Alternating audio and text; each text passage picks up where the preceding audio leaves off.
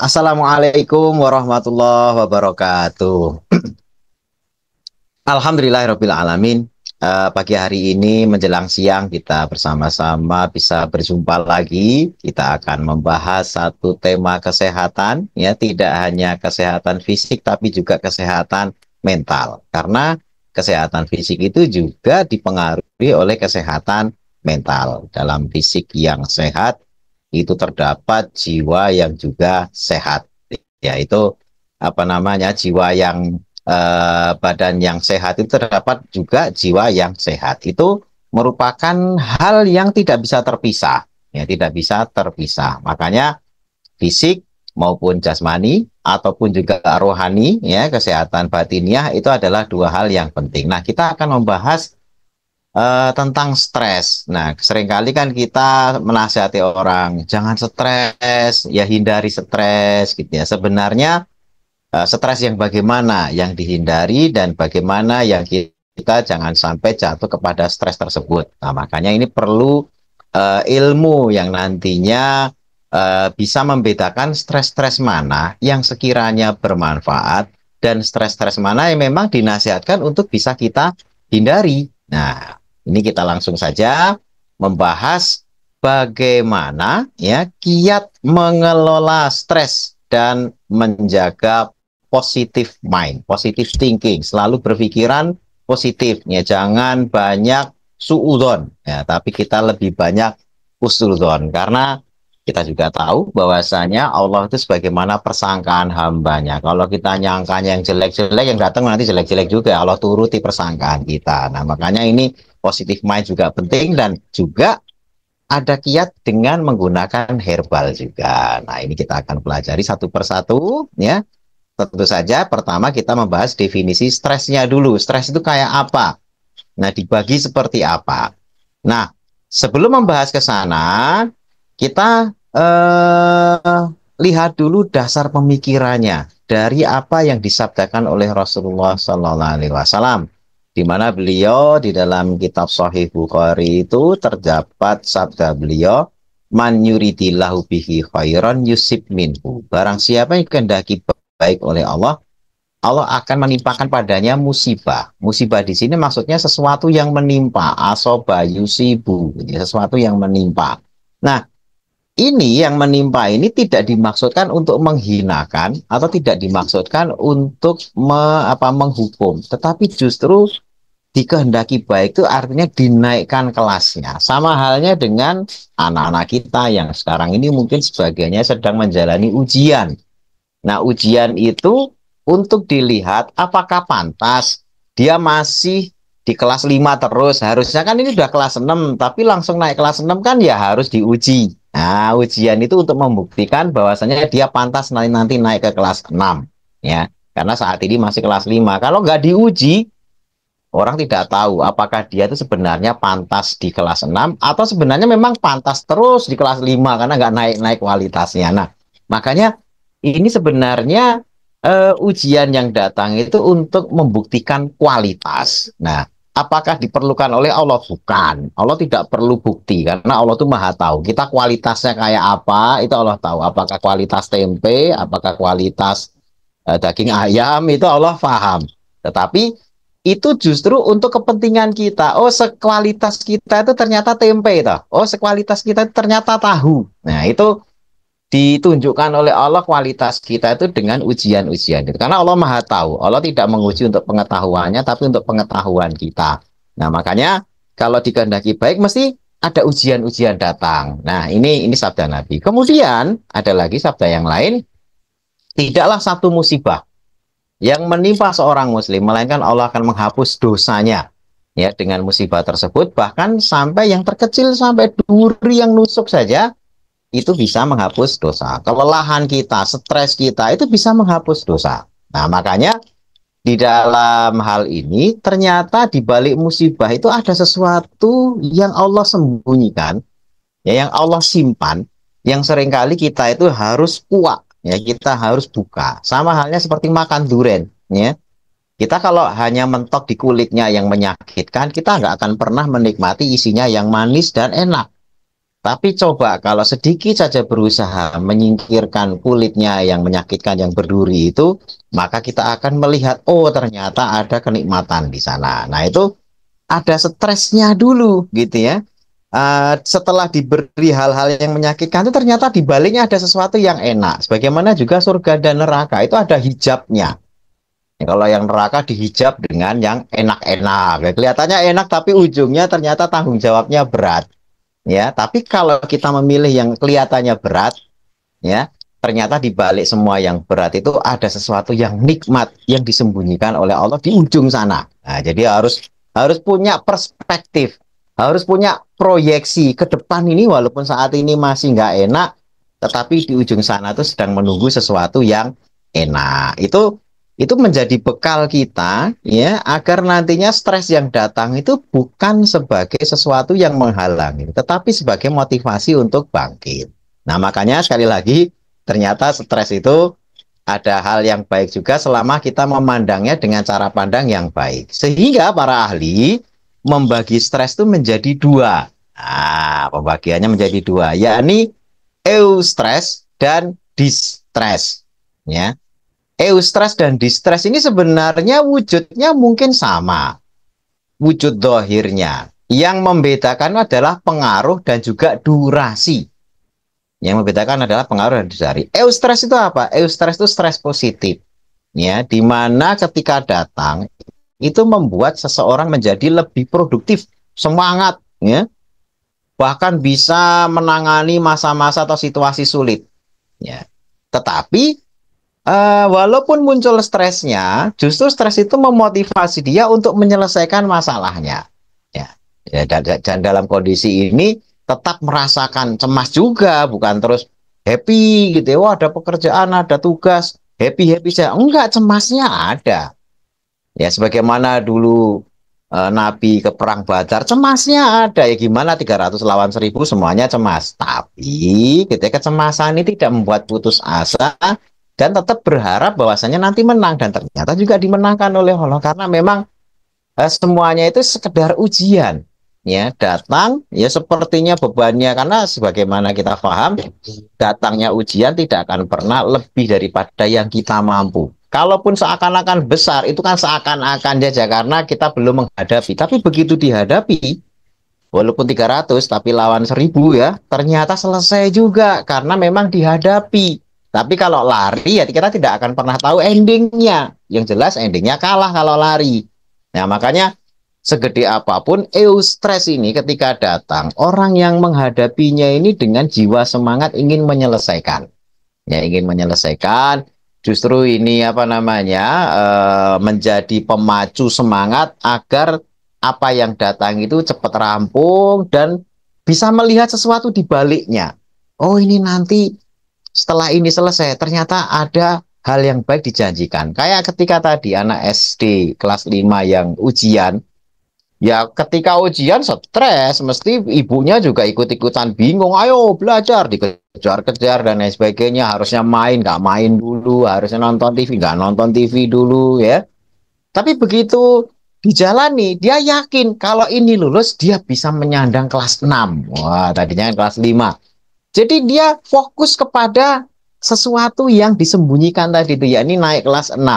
Tidak fokus kepada kesulitannya. Kalau kesulitan mah nggak usah difokusin, itu nanti memang harus diselesaikan karena memang harus dijalani. Sudah ada jadwalnya, besok matematika, hari ini bahasa Indonesia dan seterusnya. Nah, makanya eustress ini ya itu adalah masalah-masalah kita hari-hari yang sifatnya akut, singkat. Tetapi ini setiap hari datang, nggak ada yang tidak datang masalah ini. Apakah hanya sekedar tiba-tiba air di rumah itu kerannya bermasalah, gitu, mati lampu kah, atau masak kegosongan, kah, itu semuanya stres-stres, ya.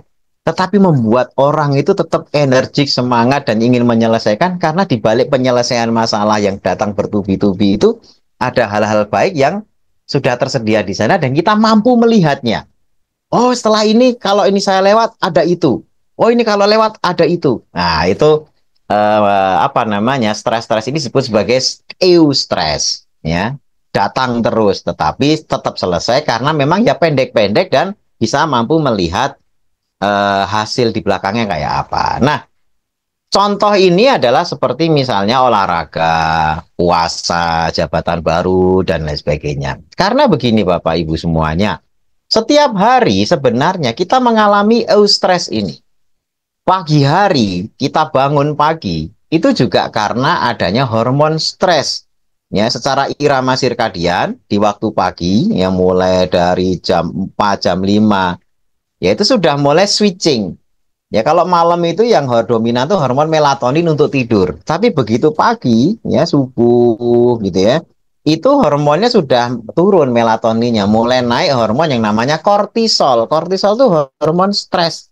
Jadi manusia itu dibangunkan setiap pagi itu oleh stres kita yang disebut sebagai hormon kortisol tadi itu yang memicu stres. Nah, karena apa? Karena bekerja, entah itu petani, entah itu karyawan, entah itu nanti sopir angkot dan lain sebagainya, membutuhkan hormon stres untuk bangkit. Nah, hormon stres ini yang nantinya akan memicu produksi gula. Jadi pagi itu energik karena tubuh kita sendiri walaupun kita nggak makan apa-apa, nggak sarapan, tubuh kita itu memproduksi yang namanya gula. Nah, gula ini untuk aktivitas pagi. Makanya orang yang stres itu, ya, kalau yang berkepanjangan loh ya, kadar gulanya mesti bludak. Nah, ada orang diabetes tapi stres. Waduh, kenapa ya penyakit saya nggak sembuh-sembuh? Kenapa ya saya ini itu. Nah, walaupun sudah jaga makan, kok gulanya tetap tinggi. Nah, stresnya itu yang memproduksi gula. Ya, karena setiap apa namanya produksi kortisol naik, stres kita lagi tinggi, gula juga produksinya tinggi. Karena memang asalnya kenapa stres itu berkaitan dengan produksi gula? Karena dulu kita, ya di zaman nenek moyang kita, ketika bangun pagi itu belum punya makanan. Untuk makan harus berburu. Maka tubuh secara otomatis memproduksi hormon stres yang nantinya memproduksi gula, yang gula oleh tubuh ini digunakan sebagai bekal untuk berburu. Nah, nanti ketika sudah dapat apa namanya buruan baru makan, nanti menghasilkan energi lagi. Jadi energi gula yang diproduksi oleh tubuh itu adalah gula instan yang dihasilkan oleh tubuh kita untuk mentenagai mencari makan ya, karena mereka nggak punya kulkas kayak kita. Tetapi di masyarakat modern ya, karena ini adalah terinstal di tubuh kita. Sama, kita juga pagi stres. Nah, cuma makanan sudah ada. Jadi akhirnya langsung makan, nggak perlu berburu lagi. Nah, kadang-kadang kebiasaan ini akan menyebabkan kadar gula pagi itu jadi melonjak. Melonjaknya itu sebenarnya bisa jadi gulanya tidak melonjak, tapi insulinnya yang melonjak karena sibuk menurunkan gula hasil makan kita. Karena gula dari produksi tubuh kita sendiri aja sudah tinggi. Jadi tanpa sarapan pun sebenarnya gula kita tinggi. Ditambah lagi sarapan, maka insulinnya mesti digenjot naik. Nah, ini yang menyebabkan nanti lama-lama jadi resisten insulin atau jadi diabetes. Nah, makanya sekali lagi sedikit membahas kembali lagi kepada apa namanya masalah stres tadi. Tiap pagi kita stres, tapi stres yang dibutuhkan untuk bangkit dan berkarya keseharian kita. Berikutnya, yang kedua adalah distress. Nah, ini yang sering kali kita lihat, jangan stres, hindari stres. Itu sebenarnya lengkapnya distress. Ya, lengkapnya. Cuma kan kita seringkali menyingkat, ya sama-sama stres gitu ya. Tapi maksudnya adalah distress. Ya ini stres negatif, ya baik psikis, ya, fisik maupun metabolik. Yang penderitanya kalau mengalami ini akan mengalami penurunan fungsi ya akibat dari respon terhadap stresor tertentu. Nah, distres ini muncul dari stres yang tidak dikendalikan, yang harusnya akut, akutnya hanya harian. Tapi nggak selesai-selesai, akhirnya mingguan, jadi bulanan, jadi tahunan, ya akhirnya kalau sudah menahun itulah disebut kronis, itulah disebut sebagai distres. Ya. Sifat kronisnya ini akan membuat stres, ya, yang menjadi sebab antas munculnya beragam penyakit. Nah, ini yang kita hindari di stres. Kalau eustress, misalnya utang. Utang itu pada sebagian orang menjadi semangat untuk berkarya karena dia terpacu untuk bayar, sehingga mau nggak mau ya ada energi yang lebih yang harus dia keluarkan untuk ini. Makanya kadang-kadang saya kalau nggak punya utang itu terlalu nyantai. Kadang-kadang malah meng-create utang gitu biar itu ada orang yang seperti itu walaupun nggak harus seperti itu ya. Tetapi ketika utangnya udah apa namanya tinggi tinggi tinggi sampai akhirnya nggak bisa bayar, itulah jadi distress. Ya, itu hal-hal yang apa namanya membedakan antara eustress dan distress. Kalau eustress itu positif karena membuat orang semakin semangat, distress itu malah membuat orang makin down. Ya. Kemudian berikutnya, nah di sini ada grafik yang dibuat oleh para ahli yang menunjukkan level stres dengan performance. Performance itu adalah penampilan atau prestasi seseorang.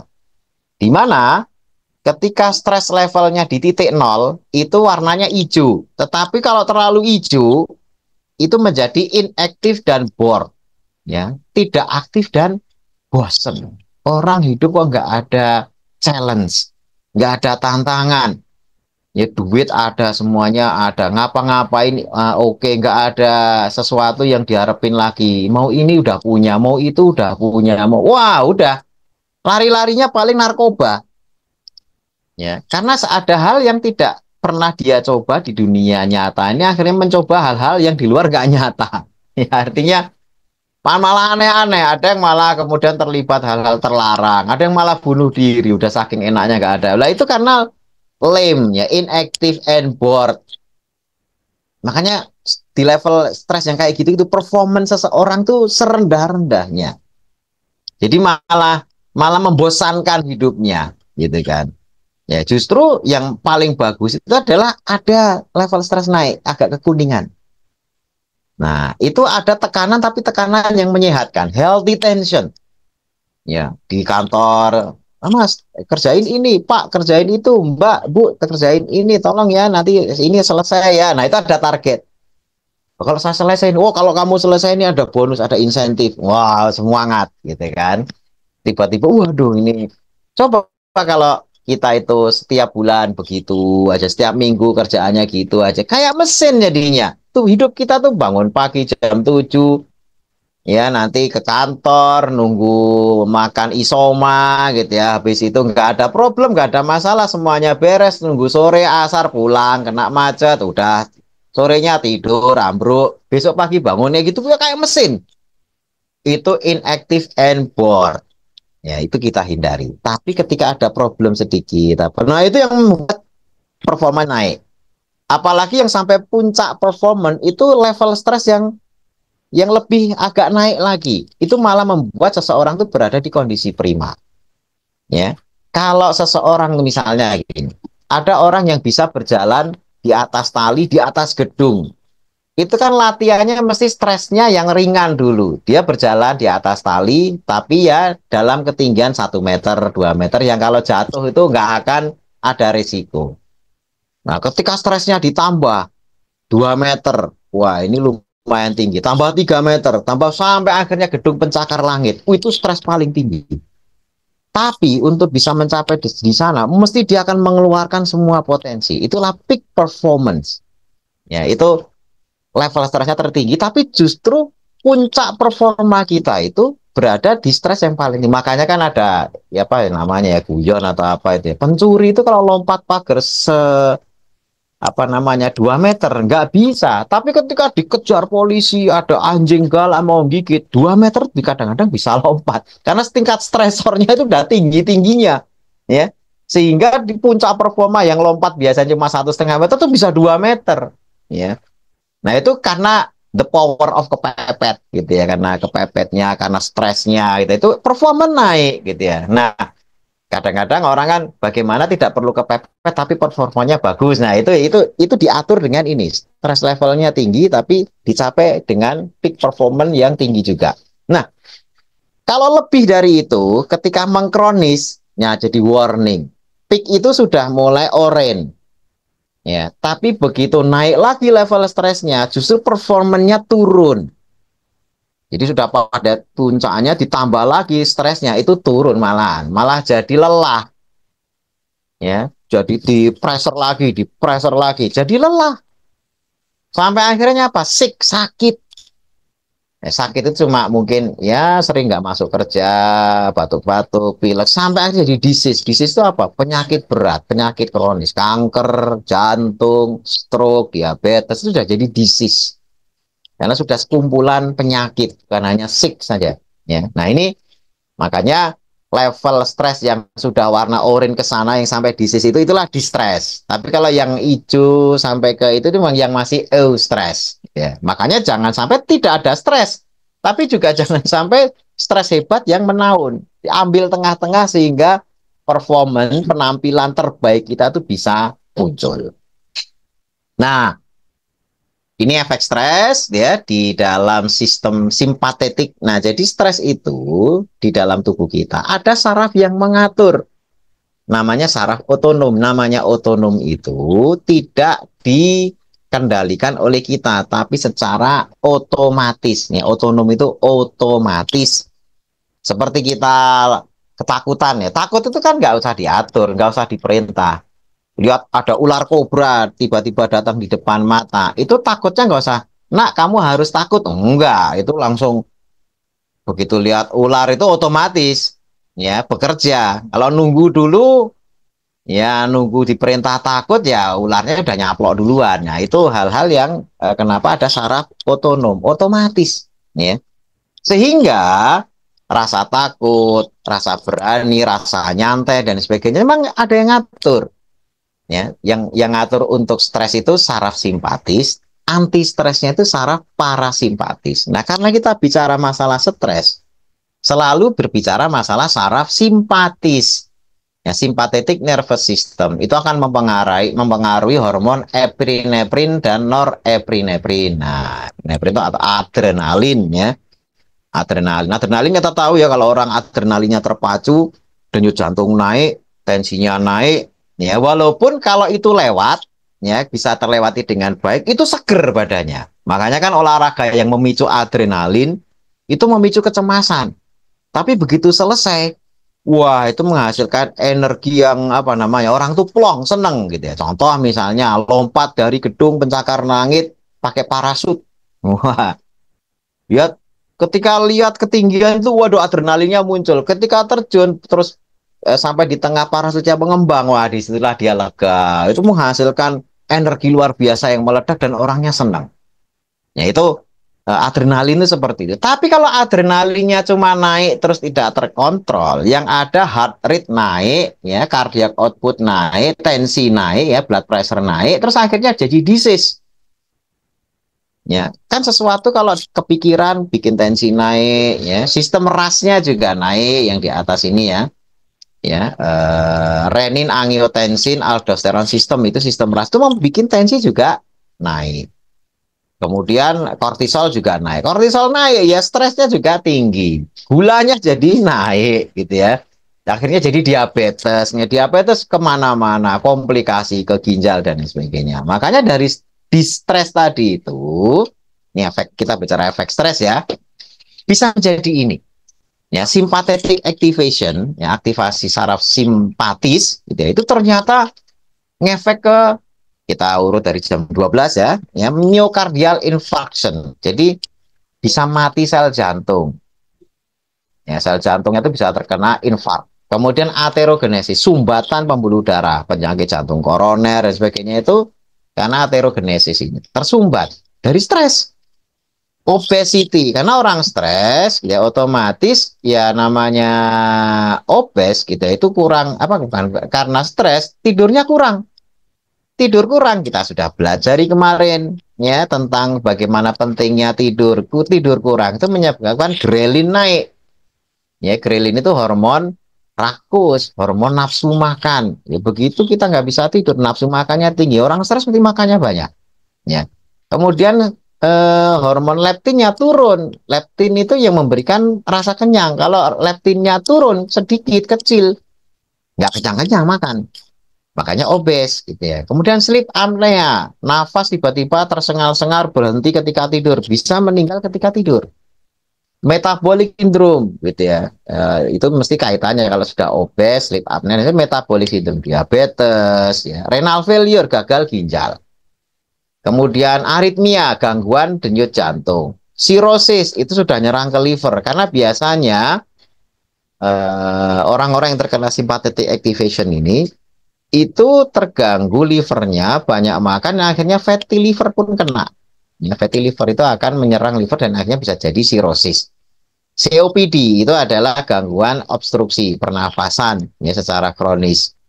CHF itu chronic heart failure. Jadi apa namanya, gagal jantung kronis. Nah, gagal jantung kronis termasuk juga hipertensi. Dan ini hal-hal yang terkait dengan terlalu stres yang terlalu tinggi dari distress tadi itu. Makanya jangan nyimpen masalah lama-lama. Ini harus diurai. Nah, bagaimana cara mengurainya? Gitu ya. Nah, kita harus tahu manajemen stresnya. Kenapa? Karena stres itu dari saraf simpatis. Anti stresnya ya kita mengaktifkan saraf parasimpatis. Ya, saraf parasimpatis serta sebenarnya ada lagi yang berperan tapi itu terkait juga dengan saraf parasimpatis bawahnya yakni mengaktifkan vagal tone. Vagal tone itu nervus ke-10, nervus vagus itu diaktifkan sehingga vagal tone-nya tinggi. Artinya nervus vagus aktivitasnya tinggi. Tapi itu semuanya tujuannya adalah mengaktifasi saraf parasimpatis. Karena saraf parasimpatis itu yang mengatur istirahat dan makan atau pencernaan.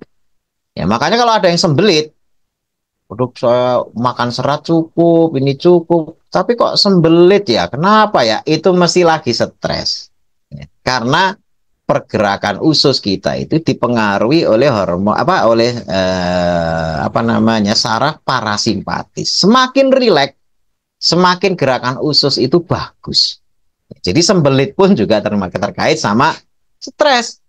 Walaupun makan kita nggak banyak serat, selama bebas dari stres, ya parasimpatisnya bagus, nggak akan ada gangguan. Buang air ya bisa tiap hari. Jadi kuncinya di saraf parasimpatis yang mengatur rest and digest. Ya, nah kalau di gambar ini ya kita bisa melihat ya yang namanya simpatetik itu adalah untuk flight, ya, fight or flight. Ya. Hadapi atau lari. Fight itu hadapi, flight itu lari. Setiap hari kita bangun pagi mengalami itu. Waduh, kerja enggak ya? Lagi males nih, bangun enggak ya? Itu hadapi atau lari. Ya, nggak punya duit, wah gimana ya? Utang enggak ya? Utang ya udah utang ya itu kan stres gitu. Begitu utang banyak, oh bayar enggak ya? Bayar apa ngemplang ya? Itu tiap hari itu yang bikin orang tuh stres. Karena fight or flight.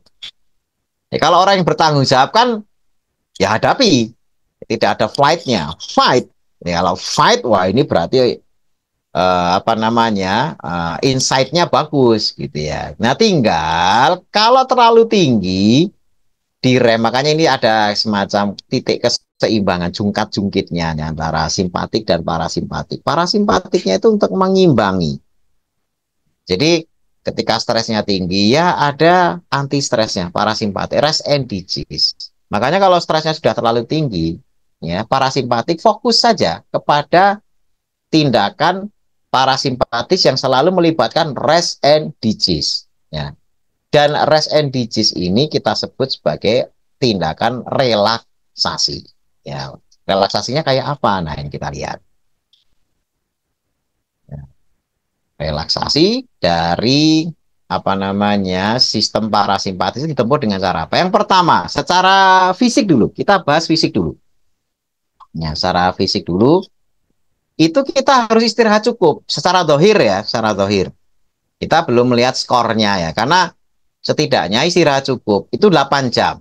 Nah, itu terkait kuantitas. Kuantitas itu angka. Kemudian kualitasnya itu dapat deep sleep. Ya, deep sleep yang sampai tidur setelah REM itu, rapid eye movement itu sampai yang bisa bermimpi, bisa ini. Nah, itu tenang sekali itu deep sleep. Tidur yang dalam.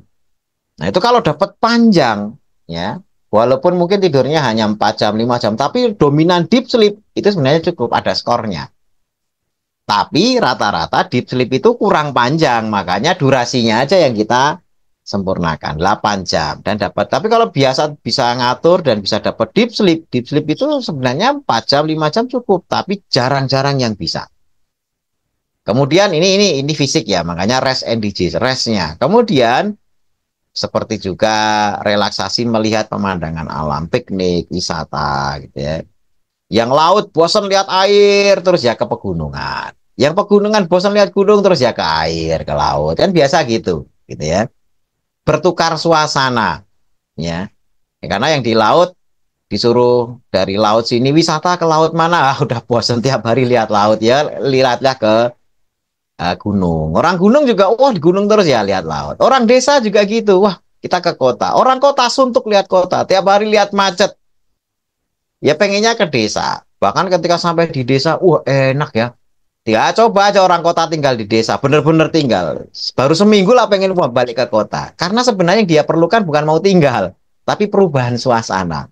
Ya, makanya ketika piknik-piknik itu, kalau muncul istilah pengen tinggal di sini, itu omong kosong. Sebenarnya itu karena pengen berganti suasana aja. Kalau dijalani bener, baru seminggu pengen balik ke kota. Itu orang-orang kota suka gitu.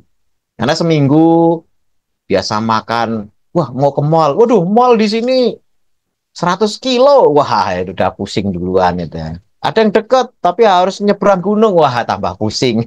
Jadi kalau di kota kan mau ke mall manapun, mall yang A, mall B, mall C semuanya deket gitu ya. Begitu tinggal di apa namanya udah bosen kan, pengen ke desa gitu ya. Maka ganti suasana juga penting. Itu cara relaksasi fisik. Menikmati makanan minuman sehat. Nah, ini apa DJs. Jangan malah menikmati makanan yang justru memperparah metabolik. Nah, makanan-makanan yang tinggi gula itu adalah makanan-makanan yang merusak metabolik kita karena akan boros insulin, ya, boros insulin dan itu hanya menenangkan otak, bukan menenangkan badan. Ya, jadi sebenarnya ketika seseorang mengalami kelelahan fisik yang apa karena metabolik ya, itu seluruh tubuhnya itu lelah. Tetapi ketika kita misalnya dengan makan makanan yang manis gitu ya, yang gulanya tinggi, itu jadi rileks. Wah, seger. Sebenarnya yang seger itu bukan badannya, tapi otaknya. Jadi ibaratnya harusnya dipijit seluruh badan, yang dipijit cuma otaknya. Tapi karena otak itu adalah pusat, seakan-akan semuanya sudah beres. Padahal tidak. Dia hanya memanipulasi otak bahwasanya seakan-akan nggak apa-apa. Padahal livernya kena, ginjalnya kena. Makanya orang yang diabetes itu yang biasa minum manis-manis. Ya walaupun manis itu meracuni, tapi otaknya penting, otaknya perlu. Sehingga akhirnya apa? Otaknya ngejar untuk selalu minum manis. Susah sekali misahkan orang diabetes dengan minuman manis karena dia hanya memanjakan otak tapi merusak tubuhnya. Nah, makanya nikmatilah makanan minuman sehat yang tidak memicu stres metabolik, yakni makanan yang memicu produksi insulin yang berlebih, yakni karbohidrat atau gula. Itu cara relaksasi yang bagus untuk fisik kita. Kemudian stres psikis. Ya, stres psikis cara nanganinya apa? Dzikir wirid. Ya, orang yang beriman dengan dzikir wirid, sholat, baca Quran, dengar murotal. Nah, kemudian konseling. Konseling itu adalah bertanya kepada yang paham. Makanya kita di SNW itu ada konsultasi. Karena kalau Bapak Ibu punya keluhan, terus nyari googling sendiri, nanya ke web dan sebagainya, ketemunya mesti yang mengerikan-mengerikan. Ya, ada benjolan di leher. Ini kanker kelenjar getah bening gitu kan. Wah, nah akhirnya nyari kanker kelenjar cirinya benjolan di leher ini. Wah, ini kok kayak saya ya. Berarti saya kena kanker. Wah, udah habis itu nggak mau makan. Sedih, nulis surat wasiat. Gara-gara googling udah nulis surat wasiat. Ya, padahal ketika ketemu dokter, nanya, "Dok, ini bener kanker apa bukan?" Ketika dicek, "Alah ini mah kelelahan kamu udah tidur aja." Ya, besok ngeteh, ya minum teh hijau, tidur yang enak gitu kan. Ya, istirahat dulu nggak apa-apa, izin nanti kasih surat izin. Nah, yang penting tidur 2 hari, ini tidur aja, jangan mikir macam-macam. Ternyata 2 hari kempes. Ya, yang tadinya berminggu-minggu dia stres apa, ternyata obatnya cuma suruh tidur gitu ya, dan selesai masalahnya, bukan kanker dan lain sebagainya. Hanya dengan konseling mudah sekali, masalah tiba-tiba hilang. Ya karena orang nggak paham, makanya kita perlu konseling tadi itu. Bergaul dengan kawan yang baik, jangan yang toksik, ya, yang justru membuat kita berlomba-lomba untuk saling sikut menyikut. Nah, itu toksik. Ya, hidup kita itu kalau berkawan dengan yang toksik, ya, itu setiap hari itu akan di-challenge untuk sesuatu yang sebenarnya nggak penting, ya, jor-joran, bagus-bagusan sepatu, bagus-bagusan mobil, bagus-bagusan tas, bagus-bagusan baju dan sebagainya akan terus begitu nggak ada habis-habisnya dan itu melelahkan. Nah, itu hindari pergaulan yang toksik seperti itu. Kurangi baca berita. Kenapa? Karena berita itu akan ditulis kalau beritanya jelek. Berita bagus itu bukan good news. Ya, walaupun good news itu artinya berita bagus. Tapi dalam dunia massa, media massa, bad news is good news. Jadi kalau membuat berita selalu yang jelek-jelek. Makanya orang yang rajin baca berita berarti rajin baca yang jelek-jelek. Perselingkuhan, perceraian, ya, saling sikut cari jabatan, korupsi, pencurian, kriminalitas, itulah yang jadi berita. Orang yang rajin baca berita tiap hari meracuni dirinya dengan berita-berita jelek. Akhirnya apa? Mainnya, ya, cara berpikirnya mesti negatif karena yang dibaca sesuatu yang negatif, dan segala hal ketika dia datang kepada dia akan dipandang dengan pandangan negatif. Itu efek samping baca berita.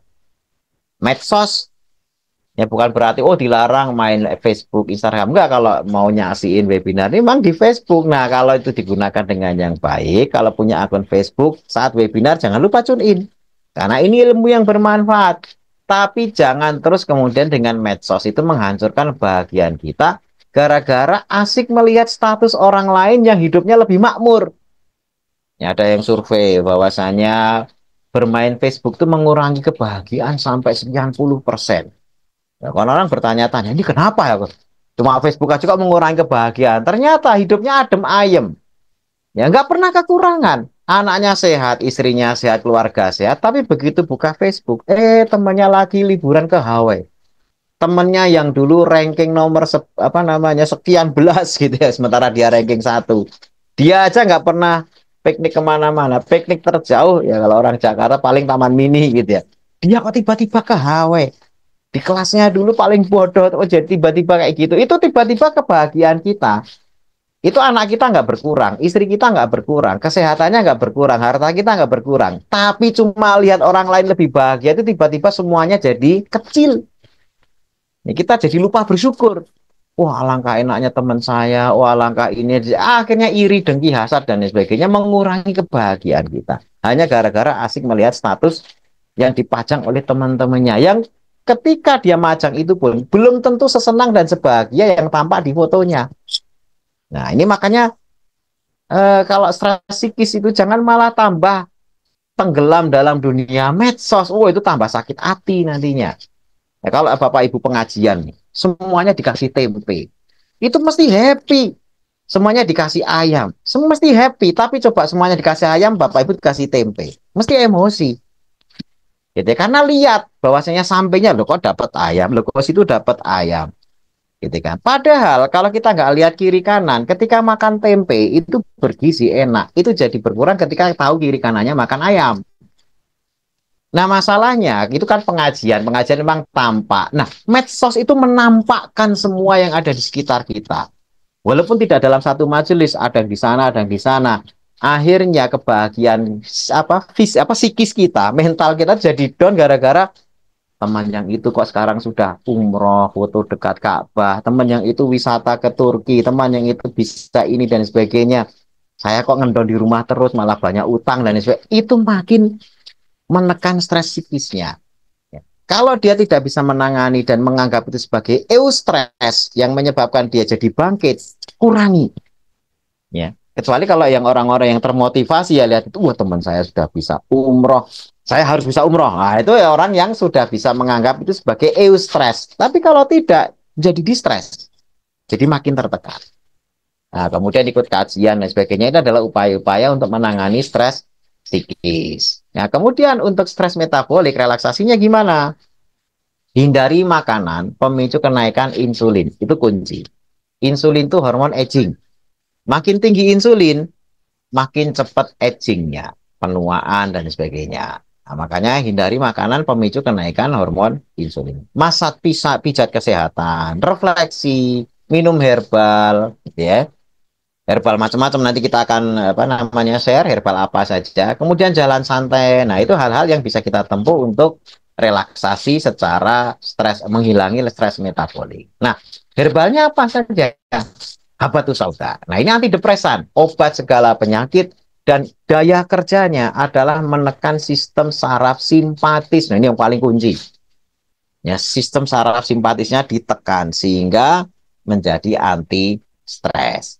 Sama halnya dengan kurkumin, ini adalah kearifan lokal. Nenek moyang kita tuh menggunakan empon-empon yang mengandung kurkumin, karena kurkumin ini zat aktifnya di temulawak, kunyit, jahe, temu mangga, ya, temu ireng dan lain sebagainya itu bisa menekan aktivitas parasimpatis juga dan membantu penyembuhan beragam penyakit. Yang head itu juga terganggu karena stres. Kunyit juga atau kurkumin atau temulawak dan sebagainya itu mempengaruhi. Makanya seringkali kan sebagai nafsu makan, gitu kan. Orang stres nggak nafsu makan, tertekan nafsu makannya ketika lepas lagi stres puncaknya ya.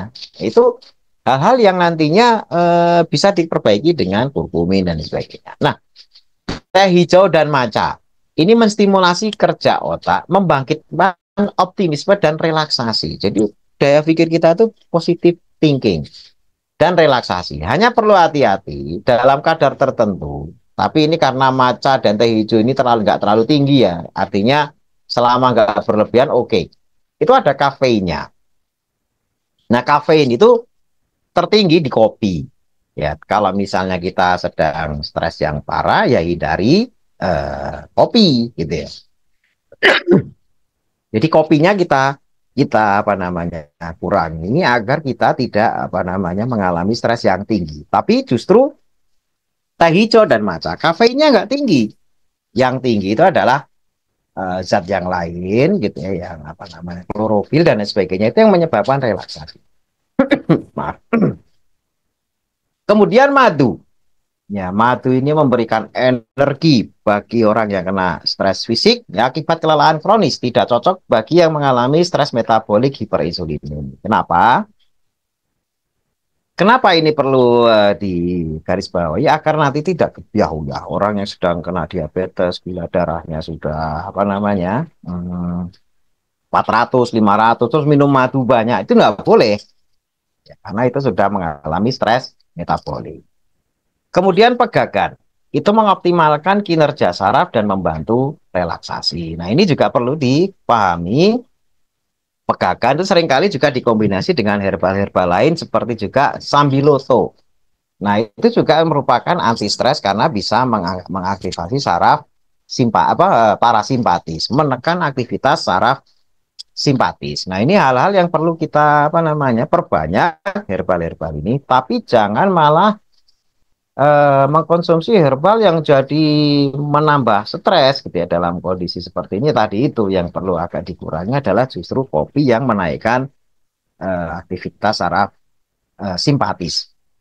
Tetapi kalau waktunya tepat, pas, nggak ada masalah dan kadarnya itu adalah tidak banyak, itu oke-oke saja. Tapi kalau pas stres ini kan orang suka, wah lagi stres nih tinggi gitu ya, ngopi aja gitu kan untuk melepas stresnya, itu malah justru kadang-kadang ada yang debar jantungnya lebih tinggi ya, jeduk-jeduk udah stres itu memicu debar jantung tinggi, tensinya naik, malah ngopi. Nah, gulanya di kopi itu kadang-kadang menekan stres tapi kafeinnya malah menaikkan. Nah, itu yang harus hati-hati. Berikutnya ya sebagai penutup ya, stres dihadirkan demi kebaikan manusia, bukan untuk merendahkan, tapi untuk menaikkan derajat manusia. Ada stres positif dan juga ada yang negatif, yang disebut sebagai distress. Stres fisik, psikis, dan metabolik itu jenis-jenis stresnya. Artinya bisa mengenai tubuh kita, mental kita, dan juga sistem metabolik kita. Nah, masing-masing stres itu membutuhkan tata kelola yang baik berupa relaksasi optimal. Kemudian gunakan stres yang ada untuk hidup yang makin menjanjikan, bukan larut yang menjadikan malah mengundang penyakit mematikan. Yakni mengaktifasi eustresnya ya, agar semangat ya, karena di balik itu semua ada hal yang tersimpan, ada hal yang ingin kita raih, bukan malah wah putus asa. Tidak ada harapan sama sekali, yang akhirnya itulah godaan syaitan yang memang selalu menghembuskan bisikan agar manusia itu putus asa. Demikian yang bisa kami sampaikan ya, mudah-mudahan materi stres ini bisa dipahami secara utuh, bahwasanya memang stres itu ada beragam ya, ada yang baik, ada yang negatif. Nah, mudah-mudahan stres-stres kita adalah stres-stres positif yang bisa meningkatkan prestasi kita sehari-hari maupun dalam setahun ini kita bisa berprestasi yang baik. Nah, itu tentu saja sesuatu hal yang kita idam-idamkan. Demikian Mas Al, saya kembalikan waktu selanjutnya kepada Mas Al.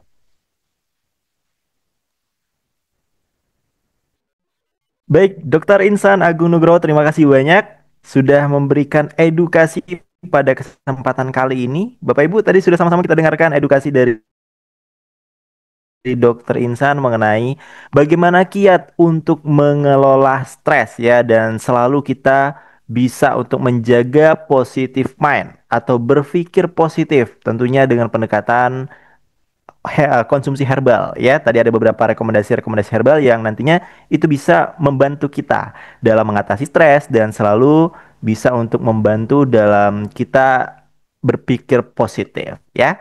Bapak Ibu dan juga rekan-rekan sekalian, tadi kita sudah mendengarkan dari pemaparan Dokter Insan bahwa stres itu ada yang positif ya, ada yang negatif. Itu tergantung dari cara kita berarti Dok ya. Itu bisa masuk ke apa namanya? Eustress ya, Dok. Eustress, betul. Eustress sama distress. Ya. Nah, itu untuk bisa membagi itu tergantung dari kitanya ya, membawa stresnya kemana, Dok? Jadi yang pembagian itu tergantung dari durasinya dan juga sikap Oke. kita. Oh, tergantung sikap kita juga, Dok ya? Ya, sikap kita dan durasinya. Karena kalau kita gagal menyikapi sehari, itu jadi masalah 2 hari. Oke. Gagal menyikapi 2 hari, jadi masalah 3 hari, 4 hari, 5 tahun menang. Kalau kita sudah menahan itu jadi distress. Artinya Distress. berarti diri kita ini tidak segera adaptasi terhadap stres tersebut. Berarti perlunya penyikapan, Dok ya, ketika kita menghadapi Betul. sebuah stres. Nah, Dok, ini menarik banget, Dok. Tadi kan kata dokter, kalau misalnya orang stres itu naik ya, dopamin buat pengen makannya itu, dorongan buat makan ya, Dok ya. Iya, iya betul. Nah, berarti orang stres jadi banyak makan, Dok ya. Iya. Tapi kalau orang banyak makan bukan berarti stres kan, Dok? Nah, sebenarnya tidak secara langsung, justru stres itu menekan nafsu makan ketika sedang tinggi-tinggi. Oke. Tapi ketika dia stres itu kan tidurnya kurang. Nah, tidurnya inilah yang kemudian memicu obesitas tadi itu. Oke. Kurang tidur, makan banyak, ya, dia begitu melek makan, makan, makan. Nah, itu jadi obesitas, obesitas jadi metabolic Obesitas. syndrome gitu. Oke nih buat Bapak Ibu dan juga rekan-rekan ya yang hobi makan nih, Dok. Berarti jangan kesinggung ya berarti orang stres ya. Ya Bukan karena berarti yang namanya itu ya, Dok makan ya. itu adalah Hmm. upaya stress release. Stress Ya, release. sebenarnya stress release yang terbaik itu adalah hadapi. Ya bukan Oke. flight. Flight itu lari. Nah, lari dari masalah itu seringkali ada yang lari ke makanan. Ada yang lari ke hal-hal yang negatif. Ya, ke makanan itu salah satunya yang negatif. Artinya itu pelarian, bukan Hmm. fight tapi flight. Gitu kan. Baik. Saraf simpatisnya lebih kepada lari daripada menghadapi. Nah, ketika larinya itu ke makanan, nah obesitas itu adalah konsekuensi dari lari dari masalah tadi itu, dari stresnya tadi itu. Oke, makanya semakin stres, makin banyak makan, terus Betul. naik gula darahnya, makin banyak makan lagi jadi obesitas, Dok ya. Jadi Betul. makin banyak masalah psikis, masalah fisik juga. Double jadi. Betul. Oke, menarik sekali Bapak Ibu tadi pembahasan dari Dokter Insan ya. Baik, Bapak Ibu dan juga rekan-rekan sekalian, silakan yang ingin bertanya terkait dengan topik pembahasan kita pada kesempatan kali ini, silakan tuliskan pertanyaannya di kolom komentar ya.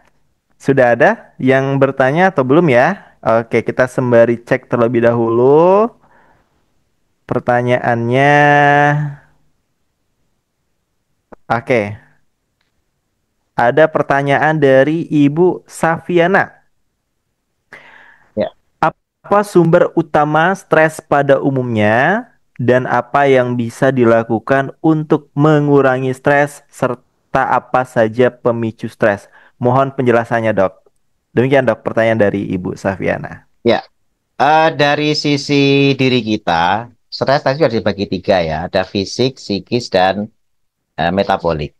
Ya, tetapi kalau dari segi sumber itu bisa berasal dari luar, bisa juga berasal dari dalam.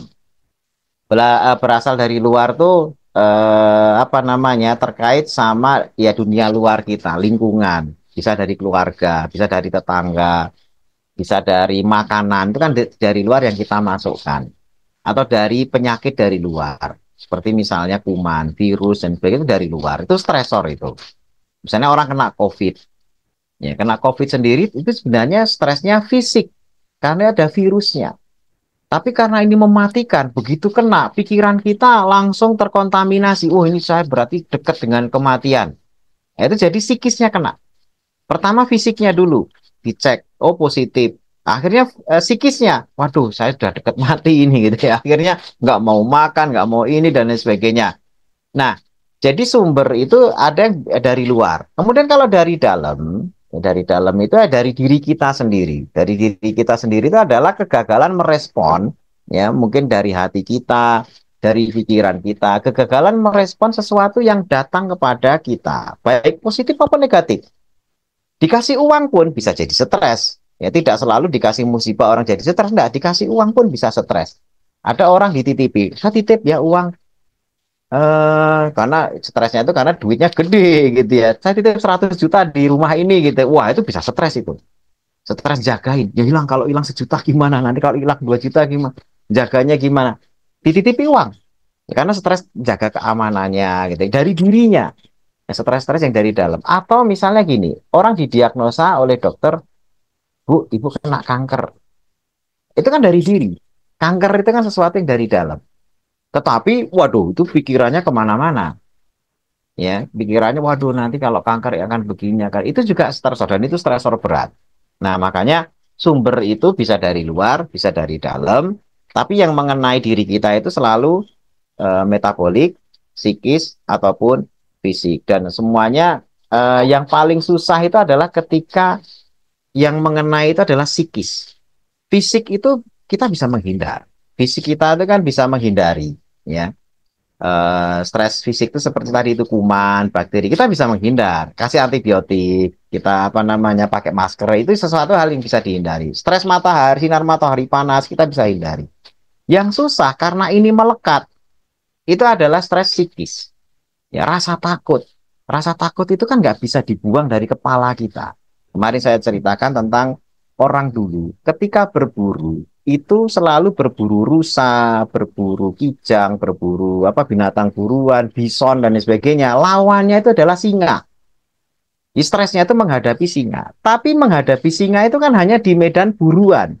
Begitu pulang, singanya kan tetap di medan buruan, tidak dibawa pulang. Nah, orang modern itu ketika nyari nafkah saat ini, apa-apa yang ada di kantor itu tidak dibiarkan ada di kantor. Apa-apa yang ada di tempat kerja itu tidak dibiarkan di tempat kerja, tapi dibawa pulang. Kenapa? Karena melekat di kepala. Urusan kantor yang harusnya selesai di kantor, begitu pulang, dibawa pulang. Sampai ke tempat tidur, sampai di samping suami atau istrinya, di samping anak-anaknya. Jadi melekat di kepala. Tidur ya masih ada masalahnya, ke kamar mandi, makan melekat. Nah ini yang disebut sebagai stres psikis. Itulah yang lebih banyak menghancurkan karena nempel di kepala kita. Nah makanya tadi yang upaya stres psikis tadi itu penting itu untuk kita apa namanya perhatikan zikir wirid kita, konseling kita, ke apa pergaulan kita, toksik apa tidak, yang positif atau tidak. Makanya tema hari ini kan termasuk salah satunya adalah positive mind. Itu yang justru malah hal yang terpenting karena itulah yang nantinya bisa menyingkirkan. Kalau kuman disingkirkan dengan antibiotik, ya, dengan hal-hal yang kita bisa hindari. Tapi kalau yang ketakutan yang melekat, wah itu susah. Itu harus dibantu juga diri kita sendiri yang bisa menghindarinya. Demikian, Asal. Baik, terima kasih banyak Dokter Insan untuk jawabannya dari pertanyaan Ibu Safiana ya. Bapak Ibu dan juga rekan-rekan sekalian, kita masih ada waktu sedikit lagi ya. Silakan satu pertanyaan lagi kalau masih ada. Kita akan berikan pertanyaan kepada kesempatan pertanyaan bagi Bapak Ibu yang hadir pada kesempatan kali ini. Silakan. Oke. Dok, kalau berbicara mengenai stres, kalau yang ada di stigma masyarakat pada umumnya nih dok, misalkan lagi Ya. stres, ya, pulang kerja stres, kalau malam-malam tuh suka duduk depan rumah. Waduh, ini pertanyaan atau curhat ya ini? Duduk depan rumah dan paling sering kita mendengar, wah lagi banyak pikiran nih, ngopi aja dulu. Nah, ngopi, kalau bicara ngopi dok, itu bisa mengurangi tingkat stres atau enggak dok? Sebenarnya gini, tadi saya bilang apakah kita fight atau flight? Hmm. mau dihadapi atau mau lari. Dengan ngopi itu bisa upaya menghadapi. Kalau misalnya dengan kopi kadang-kadang kan menstimulasi, kan itu stimulan. Walaupun ada efek sampingnya itu mengaktifasi saraf simpatis. Nah, stres sendiri kan saraf simpatisnya sudah aktif, denyut jantung sudah naik, tensi juga sudah mungkin sudah mulai tinggi dan lain sebagainya. Nah, tetapi rata-rata orang yang lari ke kopi, ngopi dulu lah biar ngurangin stres, itu mesti kopinya manis. Ya, mesti kopinya manis. Kenapa? Karena dengan manisnya itu dia merelaksasi otak yang saya tidak saya bilang, bukan tubuhnya yang dipijit, tapi otaknya yang dipijit. Otaknya ditenangkan dengan gula. Gitu ya. Karena manisnya itu manis gula. Nah, nanti dengan cara itu dia akan relaksasi. Walaupun itu juga akan membantu, tetapi jangka panjang ini akan mengundang stres metabolik. Nah, stres metabolik. Artinya dia sebenarnya menghadapi stresnya yang itu dengan cara flight, ya, melarikan diri, adaptasi dengan otak itu memang direlaksasi benar, tapi dengan gula, gitu ya. Tetapi efek panjangnya adalah ketika dia sudah terlalu banyak konsumsi itu apa-apa gitu-gitu, wah kan stres tiap hari tuh. Ah, ngopi dulu, ngopi dulu, ngopi dulu. Nah, ngopinya selalu pakai gula. Itu sampai ada berita kemarin saya lihat ada orang yang cuci darah gara-gara kopi manis. Oh, Yaitu pegawai bengkel setiap hari itu minum kopi sasetan itu sampai berapa bungkus gitu. Itu beritanya viral itu. Nah, itu sampai cuci darah. Nah, itu masih muda. Wah, orangnya masih muda, kuat, kerjaannya juga berat, tetapi stresnya dihadapi dengan flight, bukan fight. Gitu. Nah, makanya kopi itu sebenarnya kalau pakai manis itu masalah, tapi kalau pakai yang benar-benar stimulan, stimulan artinya untuk menstimulasi kafein itu akhirnya otak itu juga bekerjanya lebih efektif dan lain sebagainya. Hindari gulanya. Ya, tetapi itu memang nanti malah justru debar dan sebagainya dapat. Kalau dia memang mendapatkan stimulasi dari itu, insya Allah bermanfaat. Tetapi kalau tidak, jangan. Karena nantinya hmm. debarnya dia bisa kompensasi apa enggak. Ketika sudah debar dengan stresnya, dinaikkan dengan debar karena kopinya. Kalau orang yang biasa ngopi, mungkin jantungnya bisa adaptasi. Tapi kalau enggak, nah itu yang seringkali apa namanya malah justru menimbulkan masalah gitu ya, debar jantungnya, tingkat level stresnya dan lain sebagainya. Makanya kalau yang sudah sampai distress, kopi kurangi. Tapi kalau yang eustress, ngopi dulu, oke-oke saja, gitu ya. Oke, yang penting gulanya nggak terlalu banyak dok ya, atau Gulanya nggak dikurangi terlalu ya. banyak, karena penikmat kopi asli itu selalu tanpa gula. Yang dia rasakan adalah Ah, kopinya, bukan gulanya. oke, baik. Terima kasih banyak dokter untuk jawabannya. Bapak Ibu dan juga rekan-rekan sekalian, alhamdulillah ya tadi sudah sama-sama kita dengarkan edukasi dari Dokter Insan, kemudian pertanyaan juga tadi sudah langsung dijawab ya oleh Dokter Insan. Bagi Bapak Ibu yang ingin bertanya seputar kesehatan ya, tema-tema menarik mengenai kesehatan atau tema pembahasan kali ini, silakan dapat menuliskan pertanyaan di kolom komentar. Atau kalau mau lebih detail, lebih lanjut, silakan Bapak Ibu untuk kunjungi di website www.shortnetwork.com. Silakan menuju ke kolom rubrik Salam Dokter. Nanti bisa disampaikan pertanyaannya di sana. Insya Allah akan dijawab langsung oleh Dokter Insan. Bapak Ibu dan juga rekan-rekan sekalian, selanjutnya kita sama-sama dengarkan terlebih dahulu closing statement dan juga pesan motivasi dari Dokter Insan pada kesempatan kali ini. Silakan dokter. Baik, sebagai closing statement, ya sekali lagi saya sekedar mengulang saja bahwasanya stres ini adalah sesuatu yang dikirim oleh Allah, ya. Jadi kita harus yakin yang datang dari Allah itu mesti baik. Semuanya tujuannya adalah memperbaiki kondisi diri kita. Karena tidaklah orang beriman itu kecuali yang datang pada dirinya itu selalu apa namanya tujuannya adalah baik. Selama responnya benar. Ya karena inna amrohu kulahu lahu khair. Sesungguhnya urusan orang beriman itu semuanya adalah baik. Jika menimpa pada dirinya keburukan, dia sabar, maka itu baik. Jika menimpa dirinya itu kenikmatan, dia syukur, maka itu baik. Jadi yang datang itu tidak tidak masalah apakah itu kebaikan atau keburukan. Yang terpenting fokus kita itu adalah memperbaiki respon. Karena respon yang tepat itulah yang menjadikan semua yang datang itu menjadi kebaikan. Dan sekali lagi, tidak pernah Allah meniatkan memberikan keburukan kepada diri kita semuanya. Nah, itu kan karena diri kita saja yang masih banyak suudzon. Waduh, ini saya kok ditimpa musibah ini, itu, dan lain sebagainya. Seringkali musibah itu datang seakan-akan kemampuan kita itu kan mungkin kita ngukur cuma 100, tapi kok musibahnya angkanya 1000. Ketahuilah kalau seperti itu, maka yakinlah yang 900 pasti disokong oleh Allah. Ya, kadang-kadang kan kita tahu, waduh, udah kena kanker, ya keluarga jauhin, banyak utang, nggak punya ini, nggak punya itu, dan sebagainya. Padahal artinya kemampuannya diukur baru 100. Ini kok musibah datangnya bebannya 1000. Yakinlah kalau kita tetap fight, maka yang 900 itu akan diselesaikan oleh Allah. Yang penting yang 100 yang kita mampu itu kita maksimal keluarkan. Jangan sampai yang 100 yang kita mampu lakukan itu kita nggak kerjakan karena sudah putus asa karena yang dihadapi 1000. Bagaimana pelajaran dari perang Badar?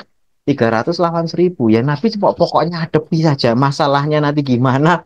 1000 kok tiba-tiba ternyata kalah ya karena sisanya itu yang menyelesaikan Allah. Tugas kita hanya maju saja. Makanya jangan fokus pada besarnya masalah. Fokuslah kepada kemampuan apa maksimal yang bisa kita keluarkan. Sisanya ya walaupun mungkin nggak sesuai dengan besar apa namanya musibah, pasti itu dikerjakan oleh Allah. Tidak pernah kita dibiarkan sendiri untuk menyelesaikan masalah-masalah kita. Nah, insya Allah kalau sudah kayak gitu, stres kayak apapun kita akan lihat nextnya apa nih? Level sekarang apa nih? Level berikutnya apa nih? Karena setiap level, begitu level itu sudah selesai, pasti akan dihadapkan pada level berikutnya yang punya tingkat kesulitan yang berbeda. Dengan itulah maka ketika sampai level puncak, kita memiliki keahlian yang luar biasa. Itu memang tujuan Allah untuk memuliakan diri kita. Demikian, Mas. Masya Allah, tabarakallah, terima kasih banyak Dokter Insan Agung Nugroho. Alhamdulillah Bapak Ibu, tadi sudah sama-sama ya kita dengarkan dan juga closing statement dari Dokter Insan. Dokter, kami ucapkan jazakallah khairan kasiran yang sudah memberikan wawasan edukasi ya pada kesempatan kali ini. Insya Allah bisa kami terapkan ya Bapak Ibu, kita terapkan semua untuk nantinya setiap kita menghadapi stres, kita coba bisa menyikapinya dengan bijak. Bapak, Ibu, dan juga rekan-rekan sekalian, ketika kita dihadapi dengan stres, jangan lari, tetap hadapi, jangan dihindari. Ya, untuk itu perlu penyikapan, sebagaimana tadi yang sudah disampaikan oleh Dokter Insan, agar kita bisa melewati fase stres itu dan kita bisa terus menjadi orang yang lebih produktif lagi ke depannya. Amin, amin ya robbal alamin. Bapak, Ibu, dan juga rekan-rekan sekalian, tadi sudah sama-sama kita mendengarkan pemaparan materi, kemudian pertanyaan, dan sudah dijawab langsung ya oleh Dokter Insan. Dan tibalah kita di sesi akhir dalam program Dokter Shot kali ini. Insya Allah nanti kita akan ketemu lagi di bulan Juni ya, di akhir Juni, dalam program live streaming Dokter Shot. Dan tetap ikuti terus perkembangan dan juga setiap informasi yang di-share oleh Facebook Kampus SNW, yang mana setiap Kamisnya akan ada program live streaming ya, ada Health Talks, kemudian Inspiring Corner, dan juga ada Dr. Shot. Nanti kita akan ketemu lagi di sesi yang akan datang. Sekali lagi kami ucapkan jazakumullah khairan kasiran untuk Bapak Ibu dan juga rekan-rekan sekalian yang sudah hadir pada kesempatan kali ini. Sampai jumpa di acara berikutnya. Mari sama-sama kita akhiri dengan mengucapkan hamdalah. Alhamdulillahirabbil alamin. Saya Muhammad Awaluddin Alkiram selaku host pamit undur diri. Wassalamualaikum warahmatullahi wabarakatuh. Selamat siang dan sampai jumpa. Selanjutnya saya kembalikan kembali.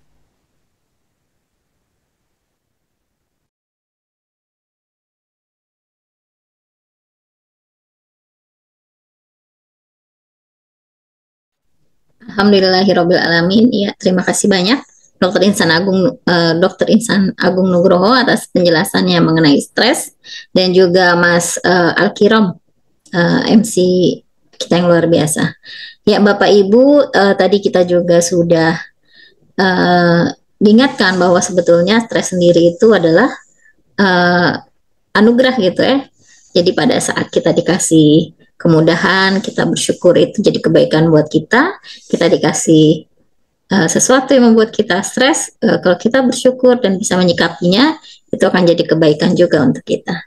Dan Bapak Ibu, cara yang paling mudah untuk mengatasi stres adalah menghadapinya. Dan tentu saja dalam menghadapinya gitu, kita perlu juga membekali diri kita dengan baik dengan herbal. Tadi juga sudah disebutkan herbal-herbalnya yang bisa mengajak kita menjadi lebih sehat dan juga siap menghadapi stres dan tantangan-tantangan. Dan Bapak Ibu, tadi juga disebutkan ada habatus sauda, atau alhamdulillah produknya ini Shot Nigella Plus ya, yang sangat baik untuk kesehatan kita, kesehatan mental juga gitu, karena memang sangat membantu kita untuk bisa rileks, untuk istirahat gitu ya, menyiapkan diri selanjutnya untuk menghadapi tantangan-tantangan di hari-hari berikutnya. Nah, ini Shot Nigella Plus dengan habatus sauda. Terus kemudian juga teh hijau. Nah, alhamdulillah kita punya teh hijau istimewa Cap Pucuk, dan ini sangat baik untuk mengatasi stres, membekali diri kita mengatasi stres gitu ya. Nah, dan ini bisa kita seduh, terus kemudian dengan cara seduh yang baik gitu ya, tidak perlu lama-lama dalam air panas, dikeluarkan tehnya, terus kemudian dikonsumsi tehnya, seperti itu. Nah, terus kemudian juga kurkuma dalam berbagai jenis ya. Di sini alhamdulillah kita punya tensikol ini ada Shot Jedaka dan tensikol juga mengandung kurkuma dan juga sambiloto. Nah, sambiloto ini sangat baik untuk kesehatan, jadi memacu daya tahan tubuh gitu ya, untuk menghadapi stres gitu. Jadi kita tidak panik, tidak down gitu ya, daya tahan tubuhnya tetap baik. Terus kemudian di sini ada juga Zedaka gitu ya, dengan kandungan kurkumanya dan juga ada sambilotonya dengan dosis yang dianjurkan. Jadi mencegah ya, bukan untuk dengan dosis pencegahan seperti itu. Nah, terus kemudian tadi ada juga pegagan, dan pegagan itu bisa kita dapatkan di Shot Mendatok. Nah, gitu. Jadi di Shot Mendatok ini dengan dosis pencegahan gitu bisa dikonsumsi untuk menyiapkan kesehatan fisik kita untuk menghadapi masalah-masalah keseharian. Dan kalau untuk gejalanya kita pakai dosis pengobatan, bisa dengan 3 kapsul sekali minum, itu 2 kali sehari. Ya, Bapak Ibu, karena waktu juga memang sudah menunjukkan pukul 12:16 ya, waktu Indonesia bagian Barat, saya dan rangkaian acara sudah terjalan sudah semua, dan insya Allah mudah-mudahan apa yang kita lalui bisa memberikan manfaat buat kita dan memberikan mudah-mudahan bisa menjadi amal perbuatan yang bisa bernilai ibadah di mata Allah Subhanahu wa taala. Demikian dari saya, dan Bapak Ibu jika ingin bertanya kepada Dr. Insana Agung Nugroho bisa mengklik website www.shotnetwork.com, terus kemudian juga di pojok kanan bawah itu ada kolom Assalamualaikum dokter. Silahkan ketik pertanyaannya dan bisa dijawab di sana. Dan memberikan data yang memadai tentunya akan sangat membantu. Demikian kita tutup dengan doa kafaratul majelis. Subhanakallahumma wa bihamdika asyhadu alla ilaha illa anta astaghfiruka wa atubu ilaik. Dan Bapak Ibu, insya Allah di pekan depan kita kembali ke Herbal Talks. Minggu kedua ada Inspiring Corner, minggu ketiga ada Herbal Talks lagi, dan minggu keempat ada live streaming Dr. Sal. Baik Bapak Ibu, sampai jumpa ya. Wabillahi taufik wal hidayah. Wassalamualaikum warahmatullahi wabarakatuh. Selamat istirahat dan selamat salat duha.